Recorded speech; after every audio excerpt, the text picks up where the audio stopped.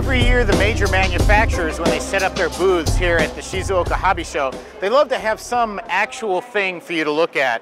And boom, we have a blast from the past here in Tamiya this year.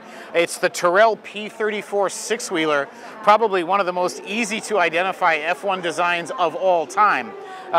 It's got 6 wheels, for crying out loud. Tamiya actually acquired this vehicle directly from the Tyrell team back in the 1970s when they first made their kits of the Tyrell six-wheeler. And the reason they have this in their booth this year is because they're doing a complete renovation of their entire lineup of the Tyrell six-wheeler kits. Let's go take a look. So Tamiya has a very impressive display of all of their different offerings of that classic Tyrell six-wheeler over here, including, of course, their classic F1 scale, 20th scale kit, the 12th scale kit, and the RC version, all of the same car. Now, these kits were all on sale in their present form about 8 or 9 years ago, so it's been nearly a decade since you've been able to get them freely. But there's one important change, and it may seem minor, but it's actually quite important for the look of the car, and that is this right here. You see those two little words on the tire there, Goodyear? The last time they released this kit, they didn't have the license to use the Goodyear naming. So none of the Goodyear markings on the car or on the tires were included in the kit. But now, as you can see, all of the license issues have been taken care of, and the car is finally being sold as a model in the way it actually appeared when it was racing on the track. The photo etch pieces that were added to the kit 7 or 8 years ago are still there, of course, and they've made several changes to the RC version of the car in order to improve its actual handling and drivability as a moving toy. Toy being in quotes there. They've got sponge tires now, which improve the traction of the vehicle quite a bit, and a number of more modern changes have been made to the chassis of this radio-controlled offering. But yeah, it's certainly, like I said before, one of the most identifiable F1 cars, and it wasn't just something that looked interesting. Of course, in the 1976 Swedish Grand Prix, Jody Scheckter drove it to victory. It's actually won a Formula One race. In fact, in that race, the Tyrell six-wheeler finished first and second in what was its defining moment. So yeah, get a piece of F1 history here with the Tyrell six-wheeler, all fresh and ready to go from Tamiya. Tamiya has got a third version now of their 32nd scale F4u Corsair out, and this time it's the definitive late war Corsair, the F4u 1D. Towards the later part of World War II, the United States was getting in the need for more of a fighter bomber rather than a pure fighter, and the modifications they made to the Corsair to make it capable of performing that mission are all on display here. The more powerful engine required a better propeller, so they've changed the propellers, of course. Changes to the wing. Very distinctive was the change to the canopy, as they went to a full-blown canopy rather than one that had additional panels of glazing. More gas tanks and more stores, so there were a lot of changes to the aircraft. It was the later versions of this were then developed into the Korean War Corsairs that came later in the F4U5 and other variants. But this is probably one of the slower versions of the Corsair, but certainly in World War II, the most powerfully armed version. And all of those details are on display in this new version. Hi folks, this is Brian for HobbyLink Japan. We're here at the Shizuoka Hobby Show at the Tamiya booth, and we got some big armor here. You see right here, this is a static version of Tamiya's 1/16 scale Jagdpanther kit. This is coming out, I think, in July. I don't have a price here yet. They originally had the radio-controlled version, and you can see it's very, very large with the tracks. But yeah, the radio-controlled version has been out for a couple of years now, maybe more than that, 5 years? I don't remember. But anyway, a static version, which will be a lot less expensive than the radio-controlled version, although I don't see a price here yet. So you fans of large German armor, we got a big Jagdpanther right here. And here's an unpainted version. You can see there, it's got rubber road wheels, metal barrel, photo-etched parts for the engine deck grills and all that stuff. So this is a cool kit. But oh, it does have a price, sorry. It's 38,800 yen, coming in July. Now if we move over here to the left up a little bit more, we got another very large tank, very large and popular tank. And this is an all-new tooling from Tamiya in 1/16 scale. It is an M1a2 Abrams. And we don't have a price, we don't have a release date on this yet, but this is coming soon. And right now, this is just a static kit. There's not a radio-controlled one on the horizon right now, but they said obviously It can be made radio controlled by an enterprising modeler, and they say it may or may not be released by Tamiya themselves as their usual full operation radio controlled set later on. But right now, it's just this static model. You can see these are very large pieces. Interesting, they've got the side skirts molded as one piece to the top of the hull here, the massive turret. And you can see all the parts laid out on these big massive sprues here with metal parts for the drive sprockets, the road wheels, suspension arms. I guess these would be like kind of the torsion bar suspension type bits there. So you get a nice bouncy suspension there. This also, I think, does it have a metal barrel? Yeah, it's got a metal barrel that comes with it. And plastic parts to do the bore evacuator. So we got some sprues here, we got a completed model up there, and then if you go over to the right a little bit more, you see the Duralumin lower hull with the chassis parts inside, the tracks, the rubber road wheels, and the basic parts for the metal barrel there. So if you're a fan of big old tanks, we've got some big old and big new tanks coming from the folks at Tamiya on 1/16 scale. M1a2 Abrams and the World War II German tank destroyer Jagdpanther, Panzerjäger. Those of you who can speak German can correct me later. Here was some 148 stuff from the fine folks at Tamiya. This was actually announced at the Nuremberg Toy Fair in February. It's a 148 scale Sturmtiger, assault mortar Sturmtiger, in 48 scale. Comes with a nice figure and a jaunty pose there next to it. 48 scale, you can see it's still a pretty big tank in 148 scale. This is coming out next month in June for 2,000 yen. So that's a great price for a pretty big piece of plastic. It's got the 38 centimeter mortar cannon thingy there, ready for lobbing those big shells around. We got some painted up ones here and an unpainted one there.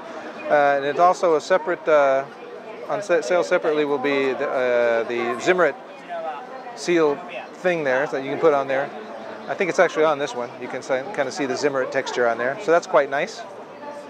And if you come over to the left a little bit down here, we've got the sprues laid out. You got the little weights there to give it the accurate heft of quality that all tanks and armored vehicles should have.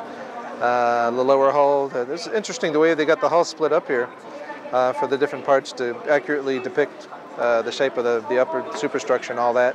It's link and length style tracks to give it a good look, because the Tigers have that nice sag to them, which is kind of easy to make when you have the link and length tracks like that.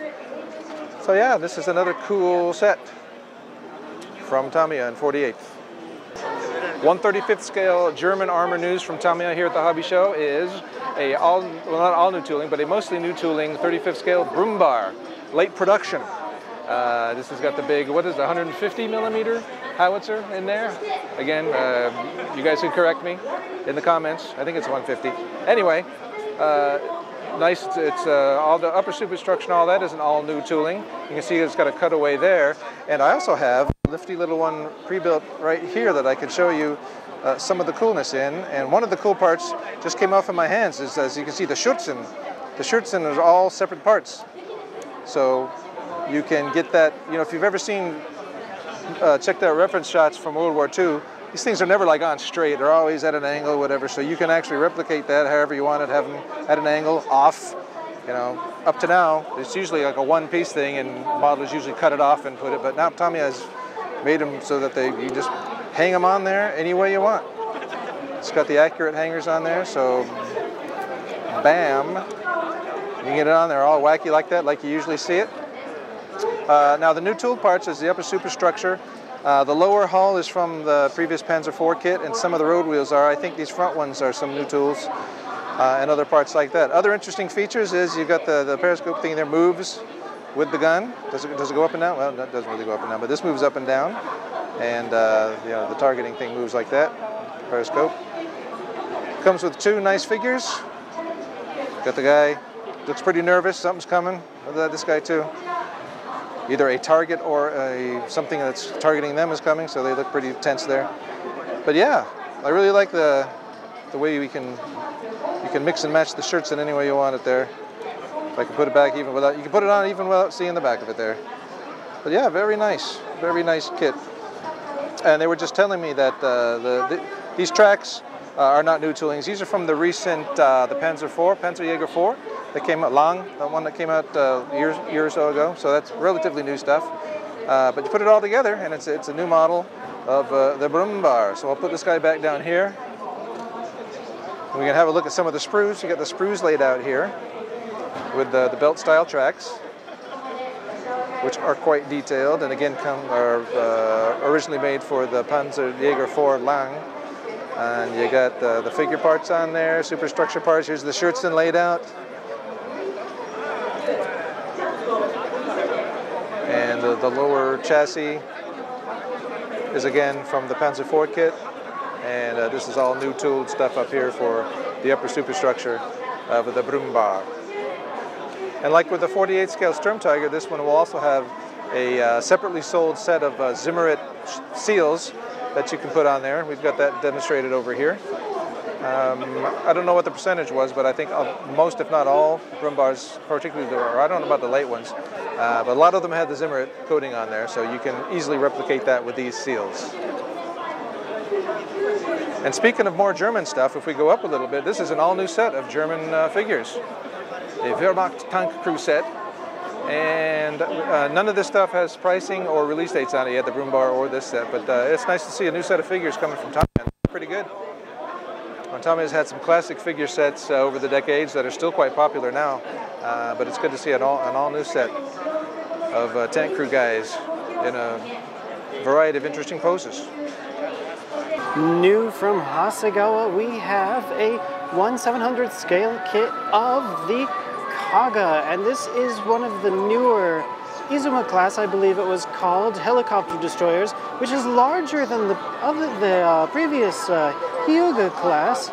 Has a larger flight deck, a larger hangar as well underneath the carrier deck there. And the Kaga was actually just commissioned, I believe, in March of this year. So this is the newest and greatest new ship in the Japanese Navy, or Japanese Maritime Self-Defense Force, as they call it here. And we can see here the parts. There's going to be an optional etching set for this kit as well. They've got a layout of the design for this ship, as well as, actually, no, we're moving on over here to another new destroyer they have coming out. I'm not quite sure what the name of this kit is. I can't read the kanji there, but this is going to be a new tool kit as well. Let's see if I can get up here so you can see that one. Probably the biggest announcement from Hasegawa this year is this brand new toolkit of the BMW 2002 TII. And this is kind of like the grandfather, the forefather of the current BMW, I want to say 3 Series, because after the 2002 came out, then they moved on to the 3 Series, which in those days was a much smaller car, which has now gotten a lot larger. So I guess this is kind of more of a spiritual successor to the current 2 Series that they have out. And I believe this is about BMW's 100th year anniversary. So I think that is why Hasegawa is bringing us this new kit. And this looks to be a pretty great kit. If you are a fan of BMW car kits, I know you've been wanting a great kit of the 2002 for quite some time, and finally it looks like Hasegawa is going to deliver. That is a beauty. Here, so let's take a look at some of the parts layouts we have down here. There you can see it all in its splendor. We saw the Jimny last year, I believe it was, and now they're back with another new version of the Jimny. We can see some of the parts there in the front. This is one of the later models, I believe it is. So we got a new bumper, it comes with a new steering wheel and some new side view mirrors. Here's a new interesting idea on the way from Hasegawa. And you can see here, just in one package, they have a pack of gears, as they're calling. You might be wondering, what can I do with a pack of gears? Well, if you look on over here, it says, yes, that's right, Steampunk. And I know a lot of you guys out there are fans of Steampunk and the Steampunk look. So what exactly can you do with those gears? Well, they give you a couple of ideas over here. One is maybe you would like to take them, maybe you can make a keychain, or you can make a fancy bracelet for your girlfriend. I know she would love that. All girls love jewelry, especially plastic jewelry that you painted yourself. Or if you are a modeler, and that's probably the case if you're watching this video, then you could probably add them to some models you're working on. Give it some more gears, give it that steampunk look. And they have a couple more examples over here. There's the Mechatro with some gears added onto it and some weapons there. You can see the runners over here. Looks like they're going to come with, maybe that's a gold and silver color. I'll give you all the sizes. And that's it for this new steampunk. They're calling it Junk Plant, I guess. And there you have it. Heading on over to the Aoshima booth, they have another crazy car. This is the new GTR as styled by LB Works, and they've got some nice loud music playing for this one. This is basically their already detailed, nicely detailed I should say, GTR kit, but now they have this new body kit that's going to come with it as styled by LB Works. Another new car kit on the way from Aoshima is this Lamborghini Diablo GTR. And I believe, if my memory serves me right, the GTR was a really, really limited edition that they made. That was kind of, I believe it's just a track car that you can use. Less than 100 were built. And let's take a look down here at the parts. That's looking pretty cool. This kit is out, I believe, this month in May, if my memory serves me right. A new ship kit is also on the way. This is the IJN Mashu. This is one of those supply ships there, so you can see the cranes and equipment it has on the front of the ship in order to supply other ships. And this one's also coming with a couple of little helicopters as well. In the back of this supply ship there is a helicopter deck as well as a hangar to supply the supply ship. Not only is it coming with those helicopters, I believe this kit is also coming with these little tiny 1/700th scale tanks, as well as, and this is kind of cool, although I'm not exactly sure what it has to do with the supply ship, you get the drone, the Mitsubishi F2 fighter, and the American B-2 stealth bomber in 700th scale. From Aoshima, in conjunction with Beemax, is this new 1/20th scale release of the Brabham BT52. And if my memory serves me right, this is the first time that the BT52 is in plastic. And Beemax, if you're not familiar with their kits, they are some pretty nicely detailed kits. Aoshima is also showing off a number of other Beemax kits that are on the way. They are here in prototype form. First up we have the Toyota Corona. This is a JTCC 1994 car, as well as the Lancia Delta S4. If you're a fan of rally cars, then this is a kit you probably going to want to get. And continuing on our look at kind of some rally sports cars here, we have the Porsche 935 K2. If you look at that, this is one of those, what do they call it? The slant nose, I believe the name was. A slant nose Porsche with a nice wide body kit onto it. As well as the, ta-da, the Audi. This is the Audi Sports Quattro S1 E2, another rally car. I missed one more that's hiding over here in the corner, and maybe that's just because it's not really a sports car. It is a, yes, if you're looking at that boxy style, this is a Volvo. I know modelers have been dying out there for some new Volvo kits, and here you go from Beemax. This is the Volvo 240 Turbo, and this is a 1986 model. Well, here's an interesting new idea from Aoshima. These are 1/32nd scale cars that look like they just snapped together. Probably molded in color like a Bandai kit there. You can see in the video, she's just kind of snapping it together in the video. And let's take a look at some of these parts you have down here. They're showing the body molded in red, the underside in black. Of course, you got the clears, the tires. It looks like the first two models that we are going to get in this series is the, yes, you've probably seen it on freeways all over the world. I guess I'm from California, so we say freeway, but you might say tollway or highway or just streets, I guess. This is the Prius. I know you've been dying to model the Prius. And we also have, although this one is kind of just a Japan-only car here, this is the Suzuki Hustler. Yes, that's right, they're calling it the Hustler. It's kind of a cool little car. I've seen this one on the streets here in Japan. I wouldn't mind taking one for a spin if I ever get the chance, but you probably will never get a chance if you live in America to drive a Hustler, but at least you'll be able to build a model of it from Aoshima. All right, over at the Ebro booth, that's right, you heard me right there. Ebro, they're known for die-cast metal cars. They're actually making a couple of model kits now.